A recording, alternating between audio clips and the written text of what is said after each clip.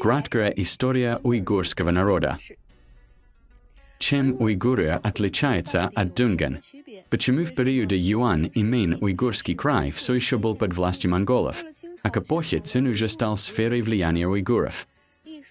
Когда вы слышите слово «уйгуры», что первое приходит на ум, девушки-уйгурки, полные экзотического очарования или парни-уйгуры, умеющие петь и танцевать. Согласно переписи населения 2020 года, уйгуры, проживающие в Синьцзяне с численностью около 12 миллионов, превзошли 11 миллионов дунган и стали третьей крупнейшей нацией в Китае после ханцев и чжуан. Однако, по данным международных экспертов, реальная численность уйгуров более 30 миллионов, и они вторая по численности нация в Китае с самой большой территорией своей автономии. В политическом лозунге династии Цин и Китайской республики хан, ман, мен, цзан, хуэй, иероглиф хуэй часто ошибочно принимают за современных дунган. На самом деле, термин «хуэй» в эпоху Цин был чрезвычайно сложным понятием. В широком смысле он относился ко всем народам Цинской империи, исповедовавшим ислам хуэйция. В узком смысле он относился к уйгурам, проживавшим к югу от Чиншаня. Цинский двор также часто использовал термины «хуэйбу» – мусульманские области, «чинхуэй» – «хуэйцзан» для обозначения уйгуров и их земель. Что касается дунган, то для их обозначения использовались термины «ханхуэй» – «китайские мусульмане» и «тухуэй».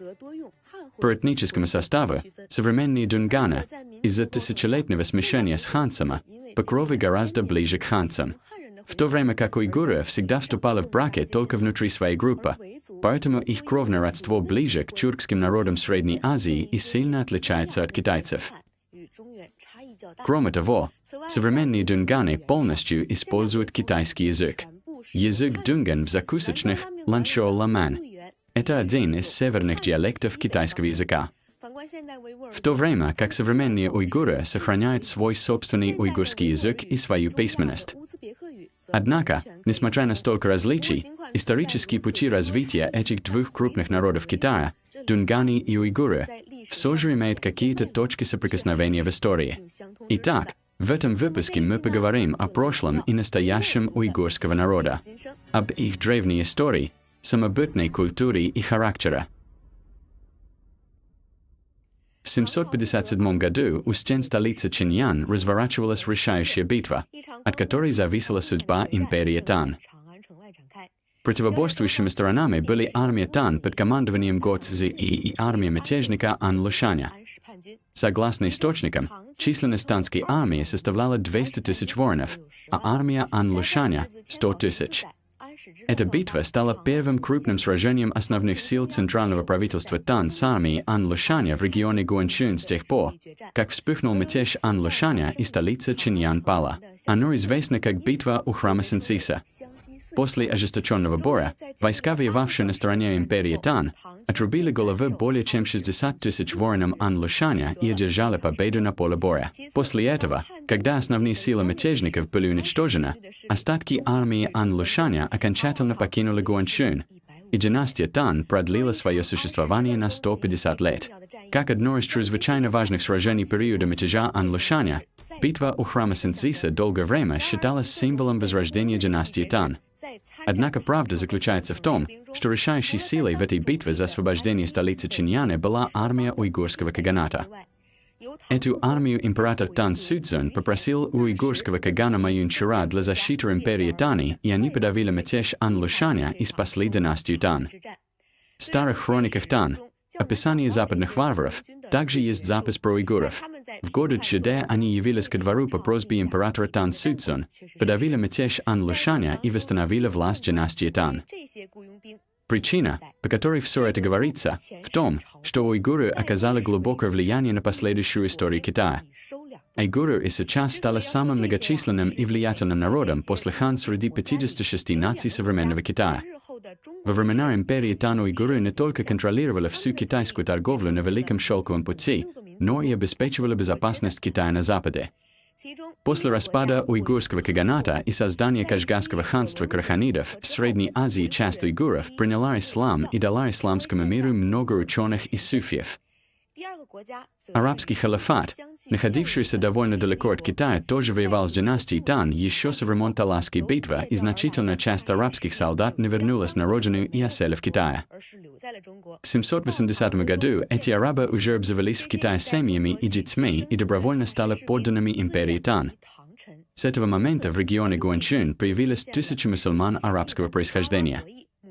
Они вместе с персами, непрерывно пребывавшими в Китае по шелковому пути в периоды Тан и Сун, стали прямыми предками будущей дунганской китайской мусульманской народности. Хотя степень их китаизации сейчас кардинально различается, уйгуры и дунганы действительно имели точки соприкосновения на ранних этапах своего этногенеза. Часть их персидских предков действительно имеет общее происхождение из Средней Азии. Просто уйгуры все время жили на своей земле, в уйгурском крае, и не имели связи с ханскими землями центральных равнин, поэтому уйгуры не подвергались китаизации. В то время как дунганы с эпохи Тан в основном проживали в ханских землях.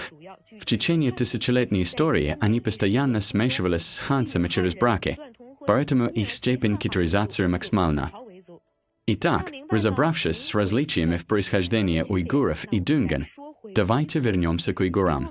Как мы уже сказали, будучи североазиатским народом, который помог династии Тан подавить мятеж, уйгурский каганат изначально был одной из основ тюркских народов. В 742 году, в первый год эры Чинбара правления императора Тан Суанцзуна, уйгуры разгромили и уничтожили второй восточно-тюркский каганат и официально основали свой, уйгурский каганат, став новым гегемоном монгольских степей. Отношения между уйгурским каганатом и Танской империей были очень гармоничными. То, что уйгурский каганат спас династию Тан во время мятежа Ан-Лушаня, свидетельствует об их близких отношениях. Впоследствии, в период поздний Тан, уйгурский каганат, после 100 лет, постепенно пришел в упадок. Междуусобная война и конфликты начались на фоне великой засухи в степи, что привело к распаду каганата.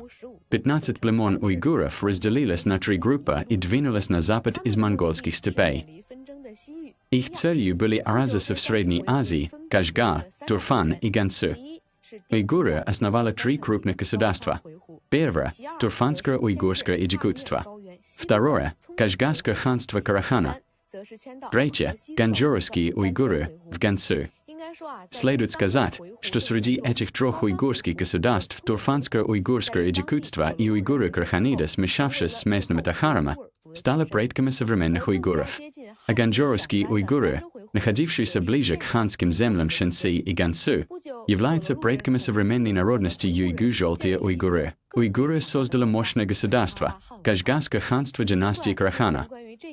Хотя в настоящее время еще не хватает материалов о ранних этапах этой династии, но факт, что основным населением были уйгуры, является достоверным и подтверждается китайскими хрониками. Что удивительно, народ, ранее никогда не соприкасавшегося с исламом, караханиды стали в уйгурской истории первой правящей династией, принявшей ислам в 960 году. С этого момента началась полномасштабная исламизация уйгуров. И самым потрясающим является то, что по закону джихада уйгуры-мусульмане начали войну против уйгур-буддистов Турфана и Хатана, которые еще со времен ханской династии были тысячеликой страной Будды. Их главной целью стало древнее буддийское царство Хатан, существовавшее со времен Хан и Вэй. После более чем 40 лет борьбы, к началу XI века, в период Северный Сун в Китае, тысячелетняя буддийская страна Хатан была полностью уничтожена. Распространенный здесь ранее буддизм понес серьезный удар. В это время буддийские силы отступили к северу от Чиншаня, в Турфан и Гансу. По Таншане пролегла граница. К югу от гор – ислам, к северу от гор – буддизм. Тысячеликая страна Будда-Хатан стала миражом. Позже уйгурский край вошел в состав Чагатайского улуса Монгольской империи. А поскольку Чагатайский улус вскоре также принял ислам, то к периоду Юань и Мин ислам одержал победу над буддизмом и стал основной религией уйгурского края. Уйгуры в конечном счете стали последователями ислама. Полное китайское название современной уйгурской народности – Вэйвуа, уйгур. впервые появилась именно в эпоху Юань. Монголы Юань, используя свою фонетическую транскрипцию, напрямую транслитерировали тюркское произношение иероглифов «хайху» как «вейвуа уйгур».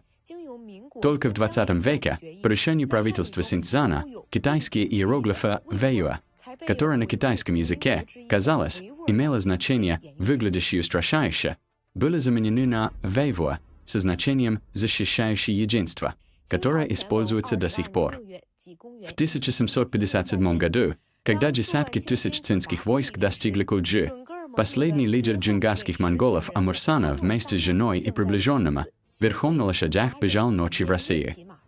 3 месяца спустя он умер от болезни в Тобольске в России.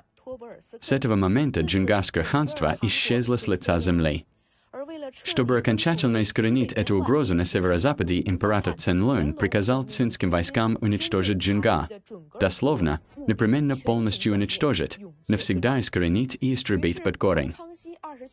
Так, после многих лет войн с Китаем, это монгольское ханство, которое когда-то простиралось в Синьцзяне и имело десятки тысяч железной конницы, наконец пало.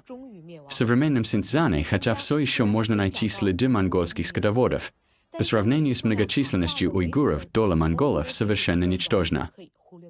Следует сказать, что именно это решение Цинлуня о массовых убийствах и переселениях завершило последний этап процесса, начатого еще при краханидах, замена буддизма исламом в Уйгурском крае. С этого момента буддизм вместе с джунгарскими монголами исчез из истории Синьцзяна. Югу от Чиншаня окончательно утвердился ислам. Однако гибель джунгаров не означала абсолютного спокойствия в Синьцзяне. Мусульманские ходжа, после того, как монгольская гора внезапно рухнула, поднялись и выступили против Китая.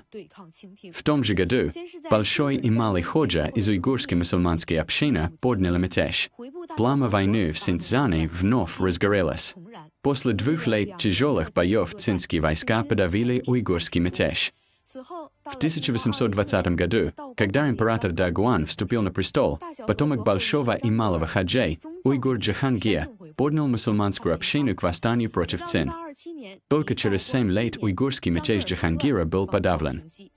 Уйгурская мусульманская община в эпоху цин на самом деле все время была нестабильной. Но после того, как джунгары были уничтожены цинскими войсками, в Синьцзяне восстали уйгуры.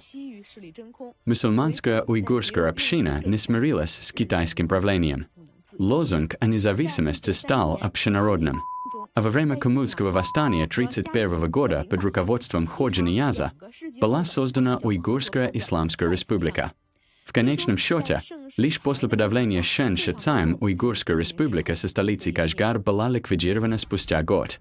Но вскоре возникла новая Уйгурская Республика со столицей Кульджа. Следует сказать, начиная от уйгурского каганата, спасшей династию Тан, других великих государств уйгуров в Центральной Азии, и, наконец, современной уйгурской автономии, это история уйгурской государственности и формирования уйгурской нации, по сути, история великой уйгурской цивилизации. За 1000 лет древний уйгурский народ прошел путь от уйгурского каганата в степях Монголии до процветающей уйгурской автономии, самой большой в Китае.